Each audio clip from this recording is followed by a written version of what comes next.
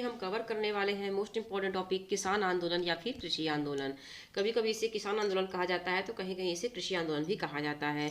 दोनों ही same topic है। तो आज के इस वीडियो को हम डिटेल में डिस्कस करने वाले हैं। तो सबसे पहले जान लेते हैं कि कृषि आंदोलन किसे कहते हैं। कृषि आंदोलन क्या है?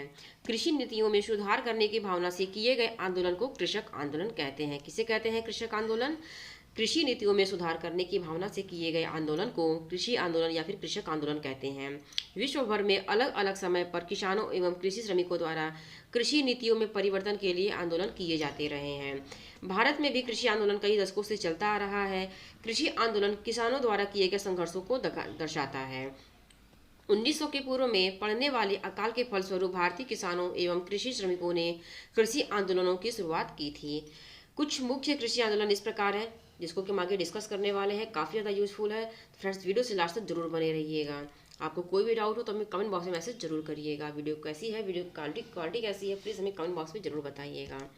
तो फ्रेंड्स हमारा जो पहला टॉपिक है वो है नील आंदोलन, जिसे कि नील विद्रोह भी कहा जाता है। और ये कब हुआ था? तो ये 1859 से लेके 62 तक में हुआ था। मीन्स कि 1859 से लेके 1862 तक में ये नील विद्रोह हुआ था। आइए इसको डिटेल में जानते हैं। नील विद्रोह बंगाल के किसानों द्वारा 1859 में किया गया था। कब किया गया था? तो 1859 में किया गया था। यूरोपीय बागान मालिकों द्वारा किसानों को नील की खेती करने के लिए बाध्य किया जाता था एवं उन्हें खाद्य फसलों को उगाने से रोका जाता था। किसान नील की खेती से असंतुष्ट थे। जो ब्रिटिशर्स थे वो क्या करते थे कि वे नील की खेती, जो कि इंडिगो था, उसकी खेती करने के लिए श्रमिकों को बहुत ज़्यादा प्रेशराइज करते थे और उन्हें खाद्य फसलों को, जिसके जैसे कि गेहूं, चावल, दाल इत्यादि को उगाने के लिए रोकते थे। नील की खेती से बहुत कम मुनाफा होता था, जो किसानों की दृष्टि से लाभदायक नहीं था। ऐसी स्थिति में किसानों ने बंगाल में नील की खेती को रोकने के लिए नील विद्रोह शुरू कर दिया था। तो जब ये जो नील की खेती होती थी, इससे किसानों को बहुत ज़्यादा मुनाफा नहीं होता था, सारा मुनाफा ब्रिटिशर्स लेते थे। इस वजह से ये किसानों ने क्या किया कि ये नील विद्रोह कर दिया। इस विद्रोह का नेतृत्व स्थानीय नेता दिगंबर विश्वास तथा विष्णु विश्वास ने किया था। ये नाम आपको याद रखने हैं फ्रेंड्स, एग्जाम में पूछे जाते हैं कि नील आंदोलन का नेतृत्व किसने किया, या फिर आपसे नील विद्रोह का नेतृत्व किसने किया करके एग्जाम में क्वेश्चन पूछा जा सकता है। तो इस पॉइंट को आपको याद रखने हैं। इस आंदोलन का जो वर्णन है वह दीनबंधु मित्र ने, ये जो राइटर थे दीनबंधु मित्र, उन्होंने अपने नाटक नील दर्पण में किया है। काफ़ी ज़्यादा इंपॉर्टेंट है, ये पॉइंट भी एग्जाम में पूछा जा सकता है कि नील दर्पण में किसका वर्णन है। तो इसमें नील विद्रोह का वर्णन है। बहुत ज़्यादा इंपॉर्टेंट है, सारे ही पॉइंट आपके एग्जाम के लिए। नेक्स्ट है पबाना विद्रोह या फिर पाबना विद्रोह, जो कि 1870 से लेके 1880 तक में हुआ था। सन 1870 में किसानों ने पूर्वी बंगाल के जिम्मेदारों के जन्मीदारों, यहाँ पे जन्मीदार होगा, क्या होगा, जन्मीदारों के विरोध में आंदोलन जारी किया था, जिसे पवना आंदोलन या फिर पावना विद्रोह के नाम से जाना जाता है। पूर्वी बंगाल के बड़े जमींदार किसान गरीबों से लगान एवं भूमि कर को जबरदस्ती वसूलते थे, जिसके विरोध में किसानों ने आंदोलन को शुरू कर दिया।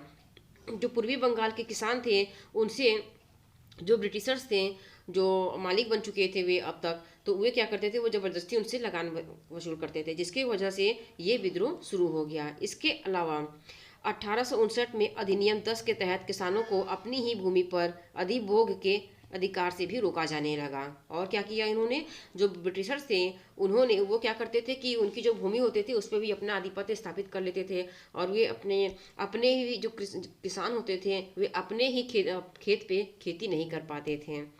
और इसके बाद 1873 में पूर्वी बंगाल के पवना जिले में कृषि लीग का गठन किया गया।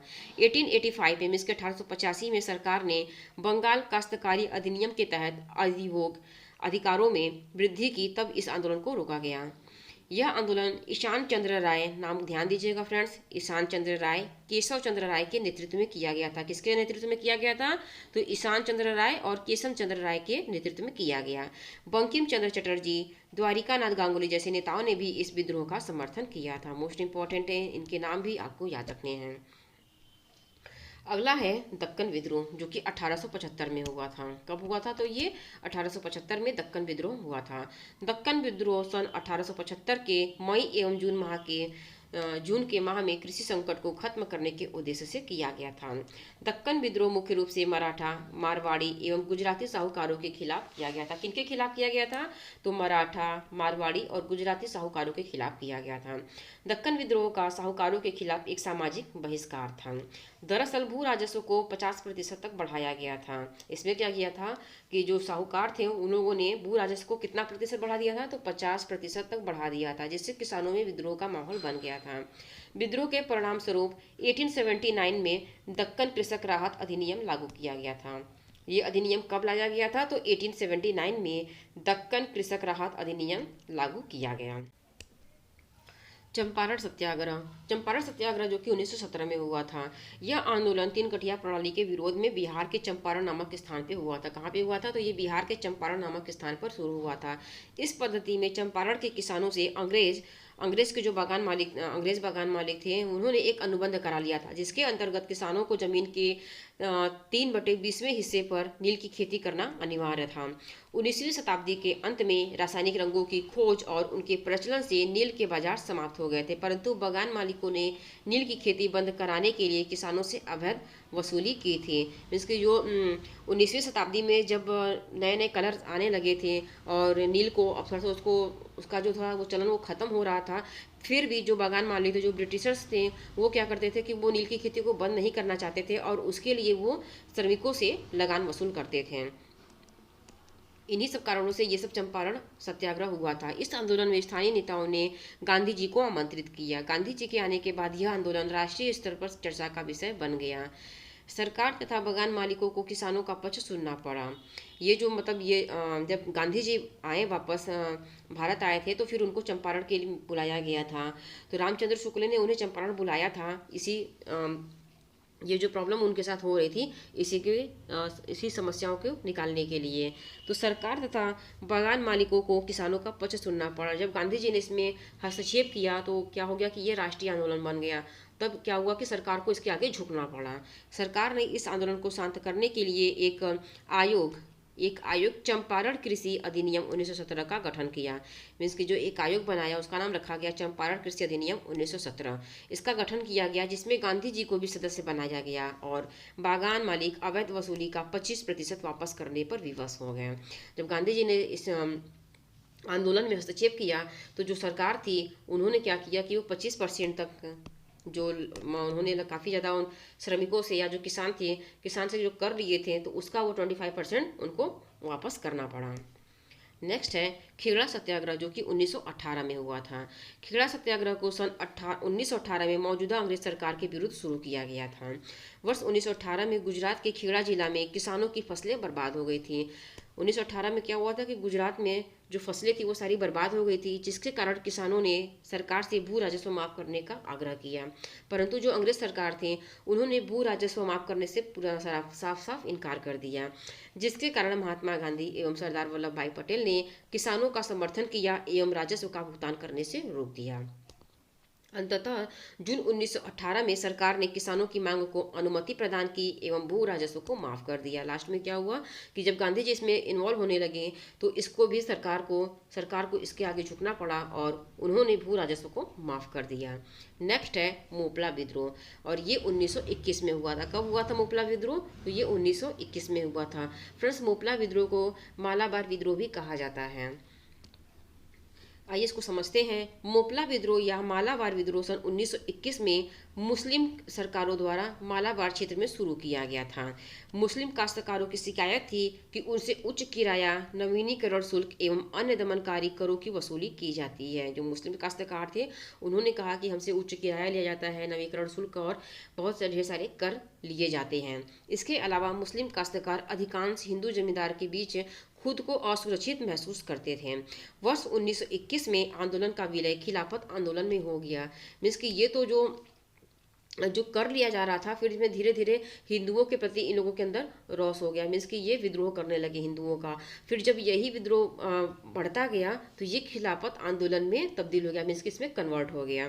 प्रारंभ में यह विद्रोह अंग्रेजी हुकूमत के खिलाफ था, जो कि बाद में खिलाफत आंदोलन में भी इंक्लूड हो गया।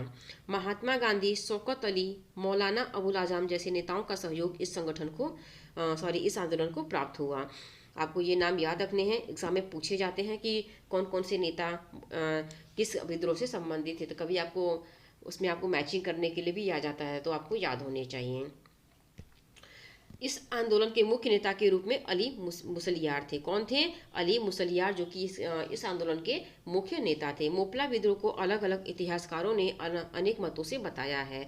कई इतिहासकार इस विद्रोह को मुस्लिमों द्वारा हिंदुओं के प्रति सांप्रदायिक विद्रोह मानते हैं, तो कई इसे ब्रिटिश सरकार के खिलाफ आंदोलन मानते हैं। वहीं कुछ इतिहासकार इसे हिंदू जमींदारों की जातियों के खिलाफ एक किसान आंदोलन भी मानते हैं। कहीं इसे कहा जाता है कि ये खिलाफत आंदोलन ही था, तो कहीं इसे कहा जाता है कि ये हिंदुओं के खिलाफ ये किसान आंदोलन था।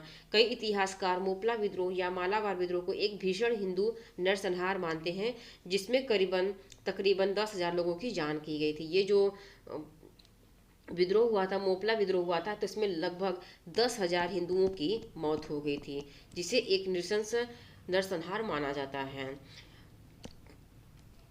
अगला है बारदोली सत्याग्रह, जो कि 1928 में हुआ था।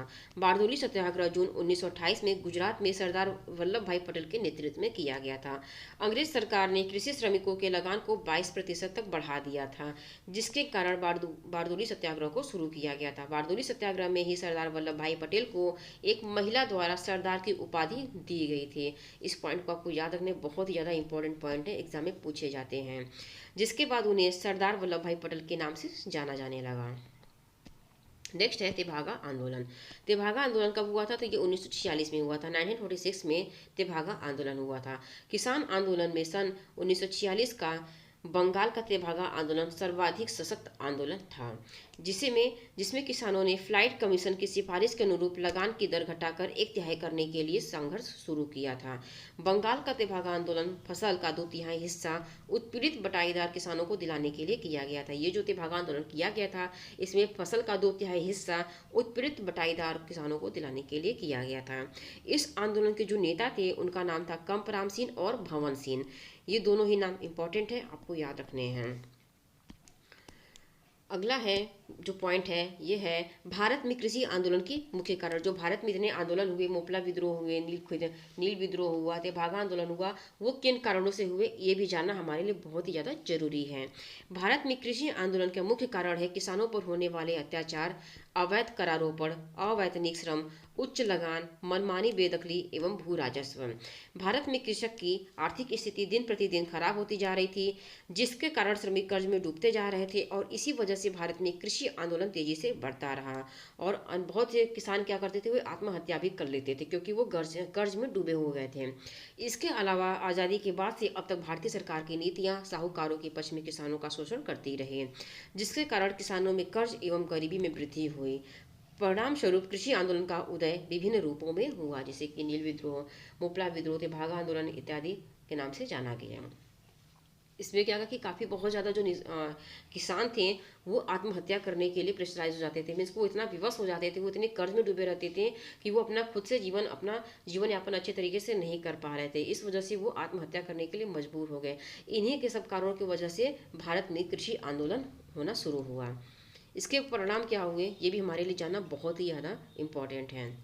कृषि आंदोलन के कारण किसानों के बीच एकता एवं गैर भेदभाव की भावना खत्म हुई, जिसके परिणाम स्वरूप सभी वर्गों को एकजुट करने में सहायता मिली। इसके जो कुछ बुरे परिणाम भी रहे हैं, तो इसके कुछ अच्छे परिणाम भी रहे हैं, जिसको कि हमें जानना बहुत ज़रूरी है एग्जाम के पॉइंट ऑफ व्यू से। रिटन एग्जाम के लिए काफ़ी ज़्यादा इंपॉर्टेंट पॉइंट है। कृषि आंदोलन करने से किसान अपनी मांगों को लेकर सीधे तौर पर सरकार के समक्ष अपनी मांग रख सके, जिससे कृषि श्रमिकों को समय समय पर लाभ मिलता रहा। जब ये कृषि आंदोलन हुआ, तो क्या हुआ कि लोगों को अपनी जानकारी हुई, अपने अधिकारों के बारे में पता चला। सरकार के द्वारा जो कदम उठाए जा रहे थे श्रमिकों के लिए, उन सारी चीज़ों को श्रमिक जान चुके थे, किसान जान चुके थे। तो अब क्या करते थे कि वो सीधे तौर पर सरकार के पास जाते थे और अपनी डिमांड करते थे।